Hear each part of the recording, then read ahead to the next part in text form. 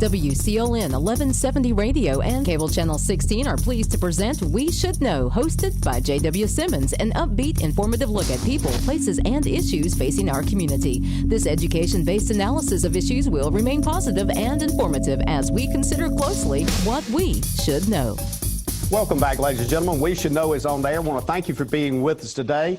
Each and every week, we come to you on Tuesday at 2:30 on Star Communications Channel 16, WCLN Radio simulcast on the radio for you as well. There's also a replay of this show on Tuesday, Thursday at 7 p.m., again on Star Communications Channel 16. The show is uploaded to YouTube for your convenience and also social media platforms to include Facebook.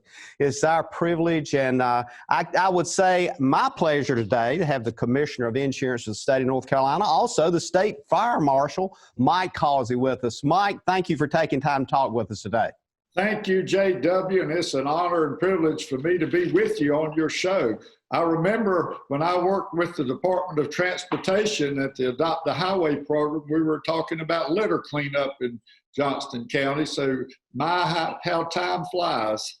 Absolutely. I recall that very well. We were in the other studio at that time. And of course, since then, Star has had some flooding issues as a result of hurricanes. And we've been fortunate now to set up a studio here at the City Hall in Clinton, North Carolina. And Sampson County and the surrounding counties are dialed into this show, into our 11th let's see, in 30 days, we'll be into 10 years and a month. So we've been doing this a while. I want to kind of open this morning, Commissioner, with, I guess, an opening statement would be the Department of Insurance and the Commissioner of Insurance is involved in quite a bit of people's lives in North Carolina, and sometimes we don't really know it. So I want folks to have an understanding when they walk away today with a little different concept of what the Commissioner of Insurance oversight is in North Carolina, what you do, particularly as it relates to being the fire marshal. You're connected with all the fire departments in North Carolina, and that's pretty huge. And you have a very grassroots connection with people in North Carolina. So from a we should know point of view, what should we know about the Department of Insurance? Thank you, J.W. And you're right. There's so much under the Department of Insurance that very few people know all that is regulated by the Department of Insurance that impacts their pocketbook every day. But first, I want to mention flood. You talk, and I do know you went through a lot of hardship with the flooding. Sampson County was hit hard. But some people may not realize, unless they're the ones directly impacted, we're still dealing with Hurricane Florence. Over 2 years ago, we've still got people with damaged homes that are trying to get claims settled, and the vast majority of folks have received settlements. But I'll tell you, we have learned so much about floods and flooding since Hurricane Florence. And I'll get back to that more in a minute. But as far as the Department of Insurance, I'm going to give you just an overview of some of the things that we regulate that people may not have a clue.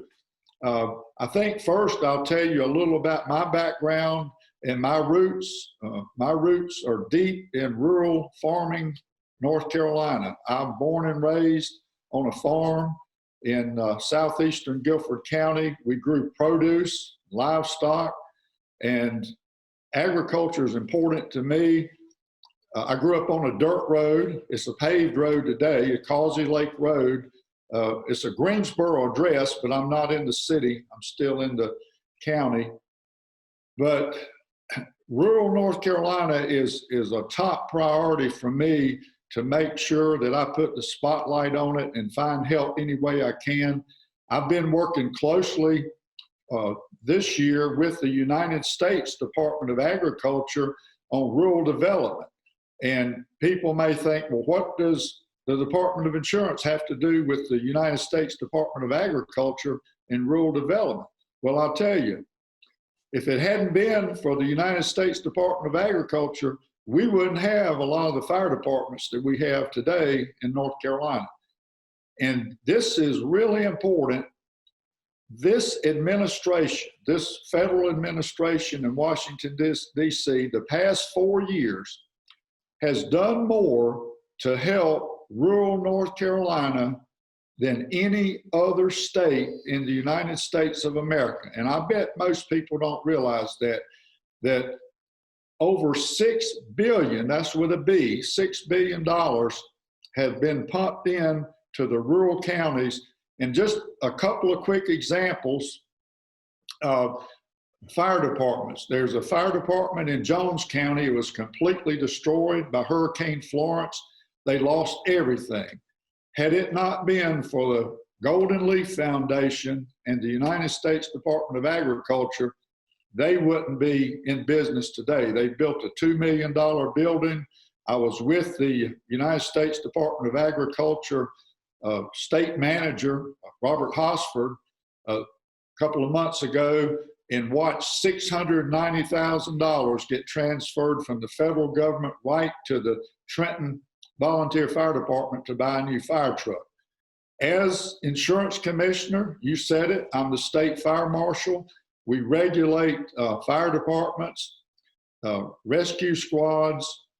The North Carolina Department of Insurance, this is trivia, but you may want to know it. We do more firefighter certification than any other state or any other agency in the world except for the Department of Defense. Here in North Carolina, we do 54 different levels of firefighter certification. Now, under my watch as commissioner on the past 4 years, we have helped fire departments, especially our volunteer fire departments, get better fire safety ratings than ever before. Fire departments are rated on a class 10 up to 1. 1 is the pinnacle. That's your very top fire departments in the big, generally in the big cities like Greensboro, Raleigh, or Charlotte. Week before last, I made 2 presentations, one to the city of Rocky Mount, the next night to the city of Hickory, to present their fire departments with a class 1 rating. That gives us 16 class 1 fire departments in this state.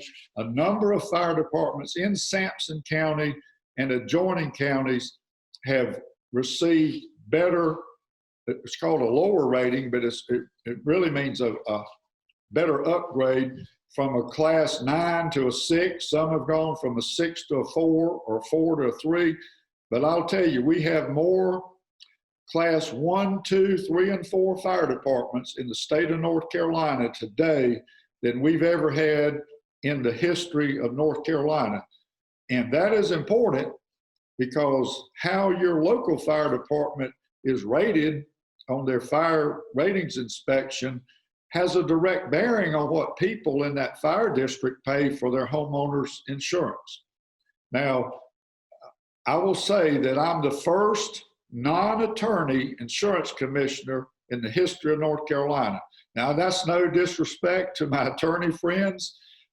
We need attorneys. We employ a lot of attorneys at the Department of Insurance, but my background was in construction engineering and the insurance business. And I think it's really good to have a commissioner that understands insurance, the insurance policies and the needs, and also understands construction. And I mentioned construction because how many people know the Department of Insurance is the chief building inspector for the state of North Carolina? We regulate engineering codes.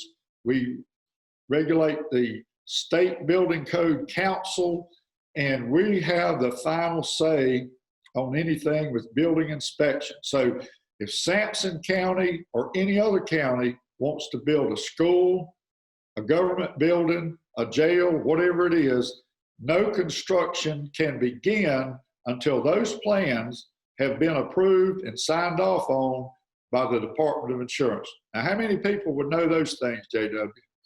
I would say very few, Mike, and a lot of the points that you're hitting on right now, I think is near and dear to folks' heart, because everything you said some way touches their checkbook or their bank account. And the reality is the more we know about what impacts that and who we need to reach out to if we need to understand it better is a critical issue in today's world. It is, and I tell people every day that if you're having an issue with a home construction project, it might be a commercial construction project, any issue that you have with building inspections, whether it be local inspectors or somebody from the state level, let me hear from you. Give our office or give us a call. I will encourage people to go to our website, which is ncdoi.gov or ncdoi.com. Either one will get you there, but it just has a multitude of information. Building inspections is just the tip of the iceberg. As I said, all engineering codes, we regulate manufactured housing, that's mobile homes, modular homes. The manufactured building industry is huge in North Carolina. And I've been to most of the plants in this state that manufacture modular homes and mobile homes. And I will tell you that North Carolina is the top in the nation. You will not find a better product anywhere in the world than what is built in this state. And I told Governor Cooper earlier this year at one of our meetings that we talk about affordable housing. There's a critical need for affordable housing, but we have the solution to affordable housing right here in North Carolina. That's with our modular home industry and our mobile home industry. And I really encourage the cities and municipalities to look at it. It really bothers me when I go to places like in Wilmington. Wilmington has banned mobile homes within the city limits. So we need to educate some of our city leaders on the value of affordable housing. Well, we're going to go and take a break here and give you time to get a sip of water and so forth. We've covered a lot of stuff in the first segment, but I want to come back and get into a lot of, not a whole lot of detail, but a little more explanation on some of the oversight that you're involved in. And clearly, we'll be back in a moment. Stay tuned.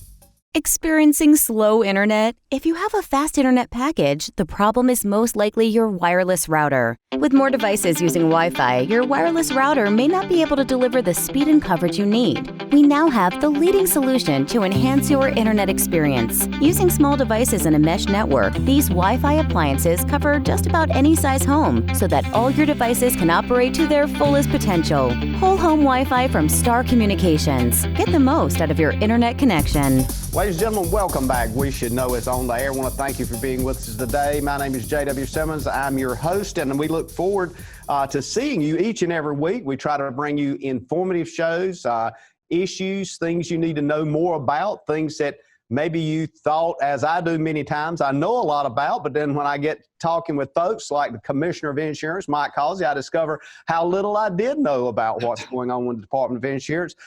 Commissioner Causey, thank you for being with us. The first segment, you kind of give us a bit of an overview, but when I come back, I would introduce you not only as the Commissioner of Insurance from North Carolina, but the State Fire Marshal, and also the Commissioner's Office, I just discovered, looks at everything from building codes and even down to bail bondsmen you have responsibilities for.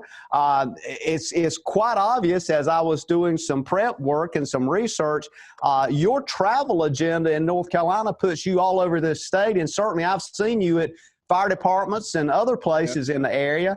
I'm sure your family longs to see you at times. And sometimes they're glad I'm on the road, so that's how it works. You know? But you're right, JW. When I was elected, I was sworn in at a volunteer fire department a minute after midnight on January 1st, 2017, to show my support for the volunteer fire departments across North Carolina. And as soon as I got a handle on the department and its employees and our many divisions, I set out an agenda to get out of Raleigh every week and go visit the counties on official visits and meet with the fire chiefs, emergency management directors, mayors, county commissioners, sheriffs, other elected officials, business owners, to find out what's going on in every county and what we can do at the Department of Insurance to help. And I'll tell you, I've cut the red tape. We streamlined a lot of divisions, but the volunteer fire departments across North Carolina have struggled for years to recruit volunteers and to keep those volunteers. And so what we've done at the department is created an outreach and made the Department of Insurance more user-friendly, where anybody would feel comfortable giving us a call or sending us an email and say, could you help us with this or that? And we now have in our high schools across North Carolina, 59 high schools that have junior firefighter programs.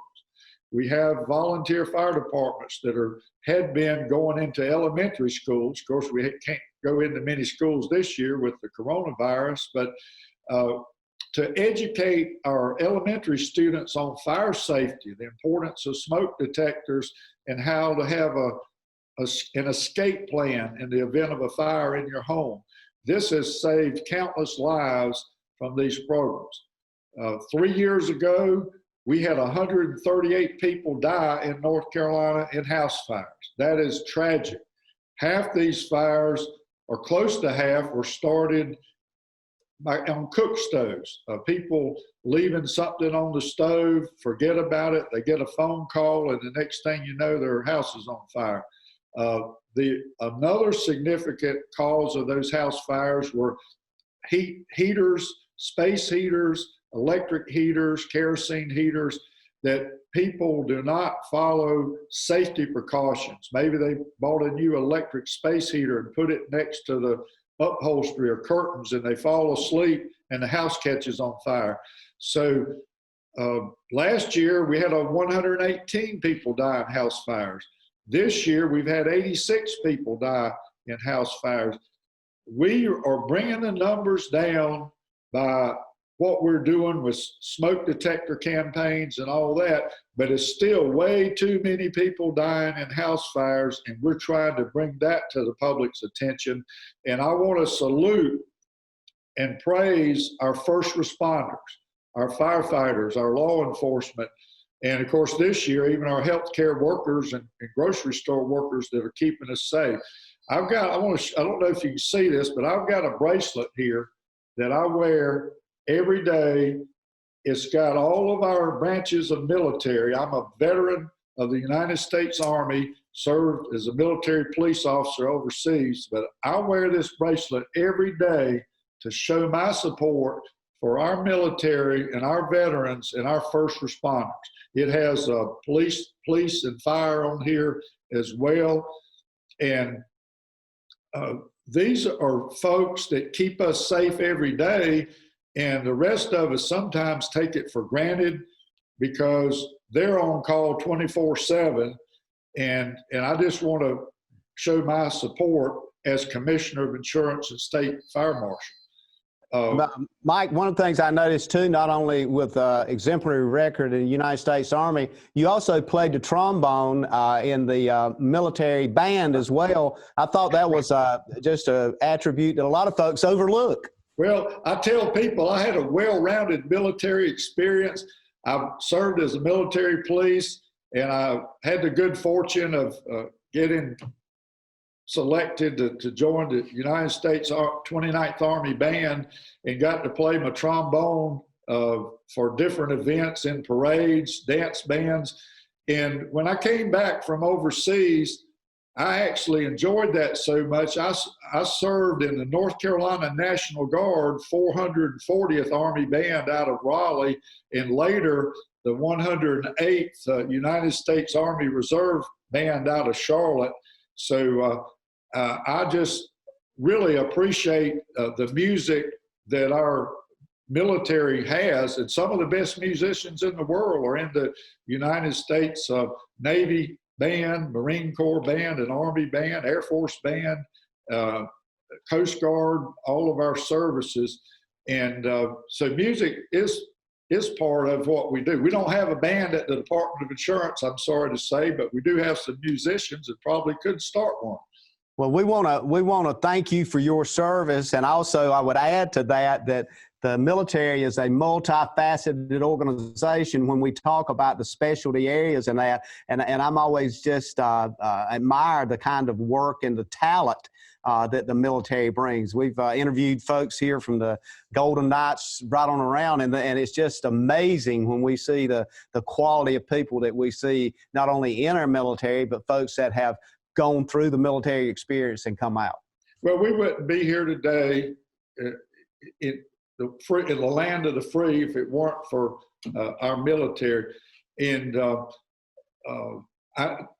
this is a little trivia story, but I visited all kinds of insurance agencies. We were in a Farm Bureau agency in southeastern North Carolina this week, and I grew up on a farm, and I'm been a Farm Bureau member, and I tell this story. I didn't know it till I became commissioner, and Mr. Larry Wooten at that time was president of North Carolina Farm Bureau, and he asked Commissioner Steve Troxler and I to come to the Mountain State Fair to speak to a breakfast of Farm Bureau agents from all across North Carolina.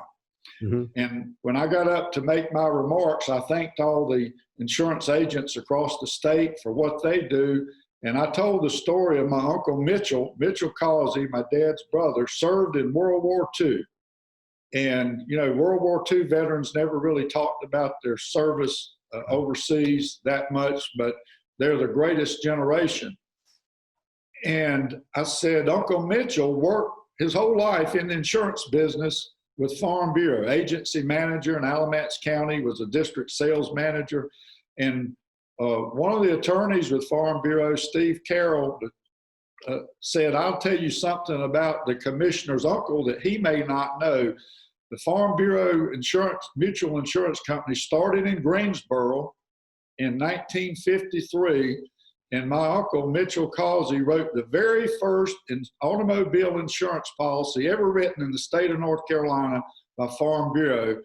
And there was a lady in this Farm Bureau office yesterday that pulled out a magazine, and she verified that. So she said, yeah, here it is, right in the history of Farm Bureau. So I never knew that till I became commissioner. And I think we have a fascinating history in this state with the insurance industry. We have a number of insurance companies that are headquartered here. And as insurance commissioner, I'm in charge of regulating insurance companies, insurance agents, the policies, and the companies. So if anybody, I know nobody has a complaint about an insurance claim, but you know, every day somebody calls our office. We're here to help. Last year, JW, the Department of Insurance helped 258,000. Now, let me say that again. 258,000 people in this state, over 250,000 people had problems with getting a claim resolved, and we help the vast majority of those folks. So don't fight it by yourself. If you're enduring a frustrating time dealing with the insurance claim or agents or companies, give us a call, because we have professionals in our consumer services division that are on those telephones every single day, Monday through Friday, 8 to 5. You call, we'll get you help. And people call me personally and say, hey, Commissioner, could you help me? Mm-hmm. I'll tell you one quick story. I had left Raleigh. I live in Guilford County, and I got home one evening. I had a plumber there finishing up a job, and he was figuring up his bill. And I got a phone call. And a young man somehow got my cell number and said, I had a wreck on my honeymoon in southeastern North Carolina. Somebody ran a stop sign and hit me. He was having a difficult time with this claim. And I told him, don't worry, I'll give it to consumer services. Somebody will call you tomorrow. And my plumber says, do you mean, Commissioner, people call you like that? I said, yes, sir, they do. He said, look, I got a speeding ticket in Virginia. Can you help me? Hey, if you ever open that door, it will stay open. Trust me. I want to kind of segue a little bit. You were talking about the insurance business in North Carolina, and you particularly alluded to the insurance agents. One of the things I'm hearing a lot, and I know those 258,000 folks that you guys helped last year, you probably hear this a lot too. It seems that the whole industry of insurance, and you know this better than anybody having over 25 years experience, has become very detailed oriented. And a lot of times folks will say they had to call their agent to find out exactly what is covered. Now I noticed in a recent policy that I just got, it was everything, it was like 8 or 10 things that the policy didn't cover, which caused me to stop for a moment and scratch my head and go, well, what does it cover as opposed to what it didn't? Is there a need now, or is there a push now for insurance companies to spell out what they don't cover? Yes, and I've been pushing for that for some time, that people need to know what is covered and what's not covered. And people do not understand their insurance policies. They don't understand what's covered and what's not covered. It's more important than ever that people contact their insurance agents to make sure they have the proper coverage, whether it be on their cars, homes, businesses, farms, what have you. You know, we had not long ago, back in August, in a span of 1 week, we had hurricanes, tornadoes, and even earthquakes. Now, who would have thought we'd had earthquakes in this state? I was sitting in my den on a Sunday morning, right before I got ready to head to church, and the whole house started shaking. And I'm thinking, it feels like an earthquake, but surely it couldn't be an earthquake. I went outside and looked around. No trees fell over. And so I pulled up the computer to look up earthquakes on that date. I believe it was Sunday, the 8th of August. And it said 5.1 magnitude earthquake, epicenter Sparta, North Carolina. The next day I was up in Sparta in Allegheny County meeting with the emergency management folks, and I couldn't believe what I saw with the damage of the earthquakes. And I met with the local insurance agency and I said, how many people in your policyholders have earthquake coverage? 2 people in that whole agency. And I said, hundreds of people were calling in for claims. But if you don't have an earthquake rider on your policy, no damage will be covered. Same thing with flood insurance. Flood insurance is not covered by homeowners. So we learned a lot about floods during Hurricane Florence. Almost nobody had flood insurance. 98% of the people in this state had no flood policy. But I'll tell you, you need a flood insurance policy. If it rains where you live, you need a flood insurance policy. People need flood insurance, a wind and hail policy, and a homeowner's policy. And I will encourage everybody to talk to their agents and make sure that they have replacement coverage. And that's true with your automobile insurance, because that is worth its weight in gold if you ever have a claim. Because we're going to take a quick break, and I want to come back and pick up on replacement coverage. Sure. I have had a lot of folks talking about that. We need to go to a quick break, and we'll be back. Ladies and gentlemen, Stay tuned. We'll be back in a moment. We're talking with Mike Causey, Commissioner of Insurance, State of North Carolina, about things affecting your life each and every day. We'll be back in a moment.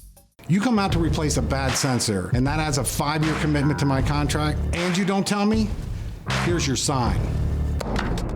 Switch to the sign that's keeping homes secure and customers happy all over the area. Security from Star Communications. We pride ourselves on fair pricing and quick, friendly service every time.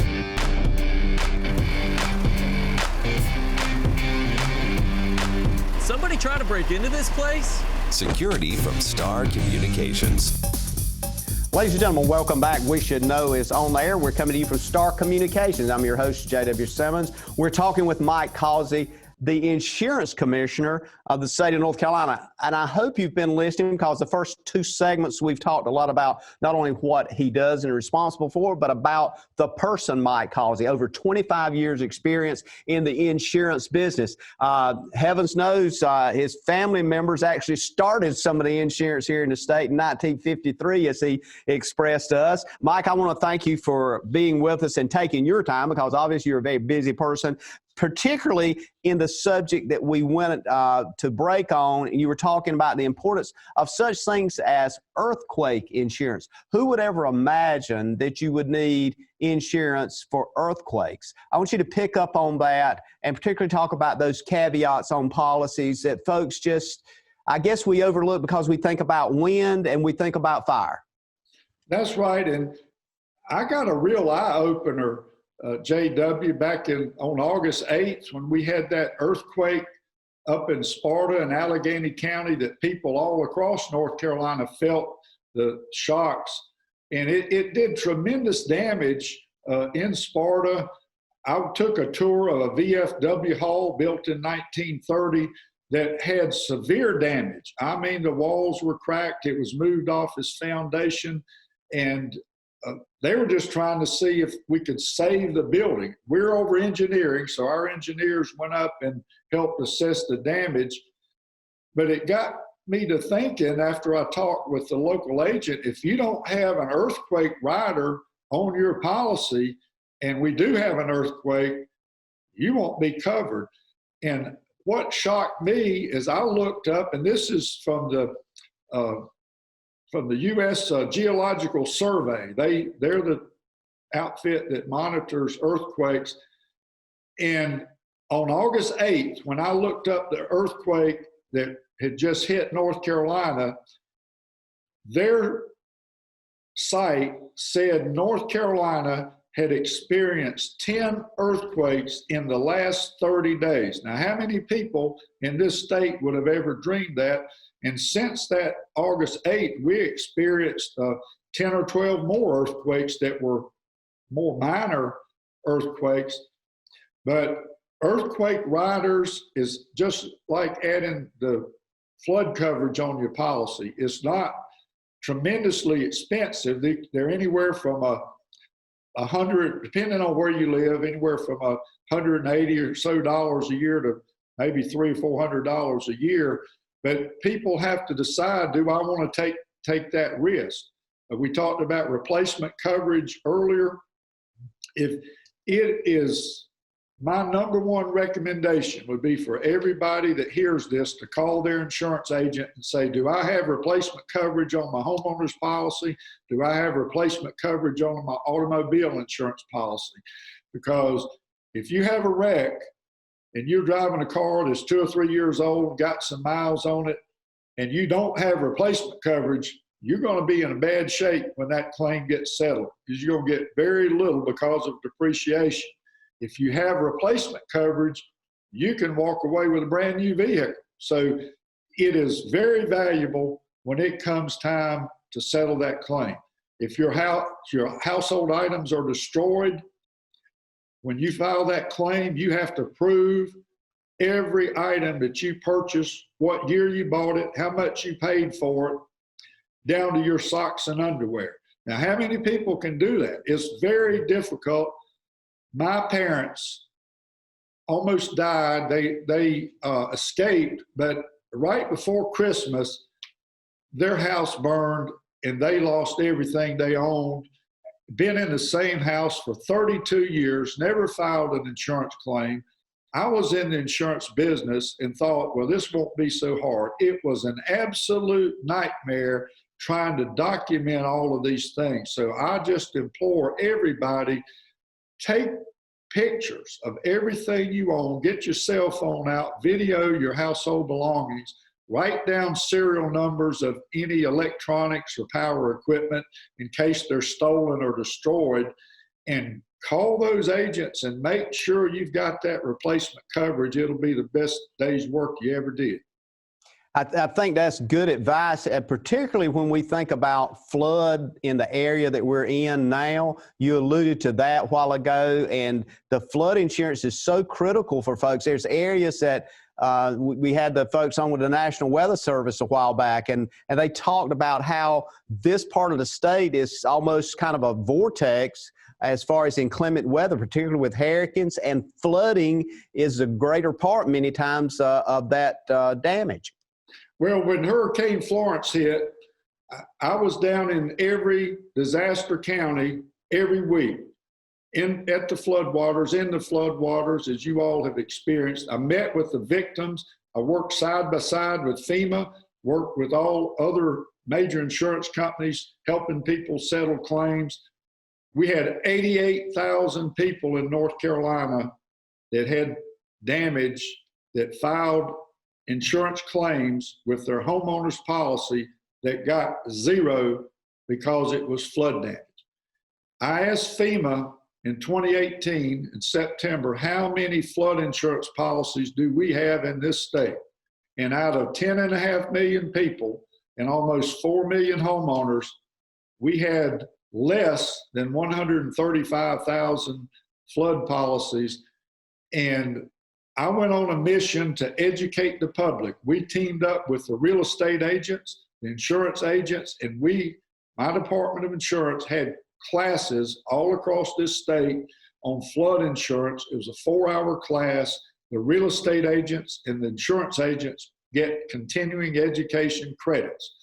That helped a lot. We added 10,000 more flood insurance policies over the next year. This year, because of coronavirus, we've had to do those virtual meetings, but I would encourage everybody to talk to their insurance agent about flood coverage. I appreciate that, and the importance of that is it kind of gives folks a signal from the Commissioner of Insurance to go to your agent and say, do I have this, if you're not sure? And if you don't, you probably need to consider writing that in. The piece of that I'd like to talk about when we come back from break is this idea of whose responsibility is it? Is it the person that's buying the insurance? Is it the insurance agent to inform them? Or is it both? But we'll be back in a moment and cover that. And in our last segment, we got a lot to cover. I'd love to have you on for 2 or 3 hours so we could get into some of this stuff, but time's getting away from us. So, ladies and gentlemen, I want to encourage you to stay with us. Stay tuned. We're talking with the Commissioner of Insurance about things that impact your life each and every day. The name of the show is We Should Know. We'll be back in a moment. Stay tuned. Call a friend. To get the most out of your electronic devices, you need a strong internet connection and a protected home Wi-Fi network. You need high-speed internet from Star. Star has the fastest, most affordable high-speed internet service available for all your devices. We have no long-term contracts or high-pressure sales. Our service speaks for itself, and switching is hassle-free. We take care of everything with free installation from a local company. High-speed internet from Star. Internet at the speed of life. Ladies and gentlemen, welcome back. We Should Know is on the air, and as usual, each and every week on Tuesday at 2:30, we come to you. The show is aired again at 7 p.m. Tuesday, Thursday, Star Communications Channel 16, simulcast on WCLN Radio, and we're coming to you from Clinton, North Carolina, surrounding counties, about 8 or 10 counties we touch, uploaded to YouTube, Facebook, social media, trying to reach the information that oftentimes you didn't know you needed to know. But when you're talking with the Commissioner of Insurance, the state of North Carolina, Mike Causey, there's a lot of things, Mike, that you're involved in, to include insurance fraud, to include things that relate to specific needs you need on your policy. I'm so pleased you covered the replacement policy issue. That issue itself, as it relates to specifically my insurance, individually, personally, that's a responsibility I have to tell my agent what I want covered, or is that something the agent works with me on to decide? I know a lot of folks are probably listening to this and maybe say, well, I didn't know I needed earthquake insurance, or I didn't even imagine I needed flood insurance. But as you pointed out, it's too late when it's too late. That's right. And we have some great insurance agents in North Carolina. and those agents are ready to serve you and help you, but you can reach out, make the call, and tell your agent that you'd like to review your policies, all of your policies, homeowners, automobile, farm, liability, and it'll be time well spent. The thing that I want to mention, everybody wants lower premiums. Everybody wants to save money on their insurance policies. We see ads constantly on television, radio, newspaper, and call this toll-free number. There's all these sites on the internet comparing policies. But the old saying, you get what you pay for.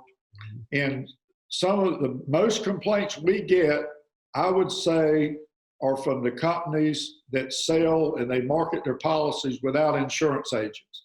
So if you've got a company that has a local office and a local agent, I would recommend trying that first. It's great to shop around and make comparisons, but nothing's going to beat a personal agent if you have a claim and need that help. Also, we're here to help at the Department of Insurance. So we have a toll-free number. It's 1-800-455-1212. That's 855-408-1212. And somebody will answer that call if you call Monday through Friday, 8 to 5. You can go to our website, the Department of Insurance, Office of State Fire Marshal website at ncdoi.gov or ncdoi.com. And of course, JW, you know how to reach me. So if it's a serious issue, they can call you. You let me know. We'll get somebody to call them directly. Absolutely, and we appreciate you taking not only the interest through the department, but taking the personal interest and particularly looking at some of these issues. When I think about insurance, it also leverages the reality that there's a lot of concern today, in fact, a national debate about health care, about individual and family health care. I get communications quite often from folks with even small government agencies, counties, municipalities that say, I'm paying so much in my personal policy for my family coverage, I'm paying more than what my house payment is. That's true. Can you give us an idea of what's happened in the insurance industry, Mike, that's causing that and creating this, I won't say inequitable, but oftentimes unfair playing field, because folks that are working, many times they're coverage their family, they're paying so much they can't even have a car, hardly drive back and forth to work. That's right. I mean, the cost of health care is ridiculous. Health insurance premiums have just gone crazy. And, the Affordable Care Act came about. It's been around more than 10 years now, and there's been a lot of debate about it. But in hindsight, there was a lot of problems. I mean, there's no doubt it helped hundreds of thousands. I think we have about 500,000 people in North Carolina under the Affordable Care Act.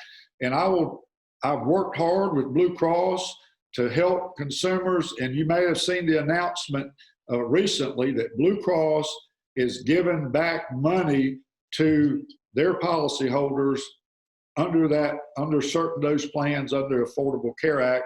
And they're actually credit cards, cash cards ranging from $100 to $500, depending on the type of plan. And I'm all for any kind of help the insurance companies can give to the consumers, because we have people in this state that are really hurting financially. Back when we're still dealing with coronavirus and have been since earlier this year. But the first thing I did to help our policyholders and people with health care, it was when I first heard the word coronavirus, COVID-19, I reached out to the health insurers and said, look, we've got a problem coming up. They're talking on the news, this may be the worst flu since the 1918 flu. So please reach out to the medical community, the medical providers, figure out a way to get people healthcare, whether it's telehealth, virtual health, telephone conferences. And I am proud that the health insurance companies in this state did reach out to the medical providers, and in short order, they had all of that covered. So people would not have to physically go to the doctor's office, but they could make a telephone call or hook up like we are by computer, and the term telehealth was covered under most every insurance policy in North Carolina. The second thing, do you see a time in the future that this will level off, Mike, in some way, or are we going, or should we expect to see continued escalation in cost of insurance? Particularly, I'm thinking in terms, again, of local governments, which employ a lot of folks. As that government manager, whoever it may be, they have to look at the budget and they have to look at the cost of insurance for the entire company.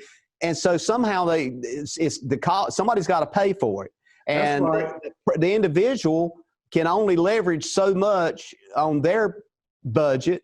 And at some point in time, somebody's got to look back up and say, well, where did we balance this at? Well, you're right. And Congress has been struggling with this for years. And, 3 or 4 years ago, my guess would have been Congress was going to kick this back to the states, let the states handle it, and give out block grants. I don't know what Congress is going to do, but I will tell you what I've done as commissioner. I have recruited health insurance companies to North Carolina. We brought dozens of new health insurance companies here. Competition is a good thing. People need more choices. That's one thing that will help lower prices. What I want to see is more health insurance companies that are willing to write individual health insurance policies. We still have too many gaps in health insurance. There's people that can't qualify for Medicaid, but they can't afford to pay insurance premiums. They're caught in the middle. That's where we're helping. We have a program called Smart NC. If you've got a problem with a hospital, a doctor on a bill that maybe they're saying you owe $50,000, you don't have $50,000, call us. We help people get those type things resolved. Now,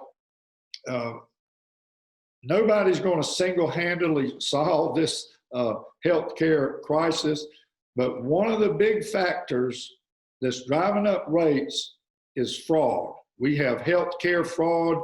The number one insurance fraud in the United States is health insurance fraud. So Medicaid fraud is rampant, Medicare fraud. And so the U.S. Department of Justice, the FBI, that is their top priority, is going after health fraud and health insurance fraud. Our department is doing the same thing. So if somebody has a suspect that there may be fraud involved, all they need to do is give us a call. We have sworn law enforcement officers that cover all 100 counties. They're state police officers that have arrest powers that can make arrests in all 100 counties. They have the same qualifications that our State Bureau of Investigation. There's very tough requirements that they have to meet to qualify for these jobs. And this is a little more trivia, JW, but North Carolina was the first state in the United States of America to put law enforcement officers in a Department of Insurance. This year, in March, we celebrated our 75th anniversary of our Criminal Investigations Division. We're the oldest law enforcement agency in a Department of Insurance in the nation. So we want to hear from you. And to put this in perspective, we average 20 criminal complaints a day coming in the door at the Department of Insurance. The number, I think, is growing, but we had over 5,000 serious criminal complaints last year. The number of arrests for insurance fraud has doubled during my watch. The thing that we need to remember, we're all paying for it. Every time you pay $1 in insurance premiums, nearly 20 cents of that dollar is going to cover fraud. So if we don't get tough on insurance fraud, we're all going to pay for it. And we've got almost 1 out of every 4 people driving on our highways driving with no insurance. That is a problem, and we're going to get tough on it. We want to thank you for being with us today, Mike. We're coming up to close of the show. Ladies and gentlemen, we're talking to Mike Causey, Commissioner of Insurance here in the state of North Carolina. I hope to have you back soon and clarify some additional issues. Ladies and gentlemen, we look forward to seeing you again next week. And as always, when we go to close each and every day, we say to you, may God bless. Thank you for tuning in to this week's episode of We Should Know with host J.W. Simmons. If you have a question, comment, or suggestion regarding this or any episode, please send your emails to weshouldknowedu@gmail.com. And remember to tune in every Tuesday at 2:30 for another informative episode of We Should Know.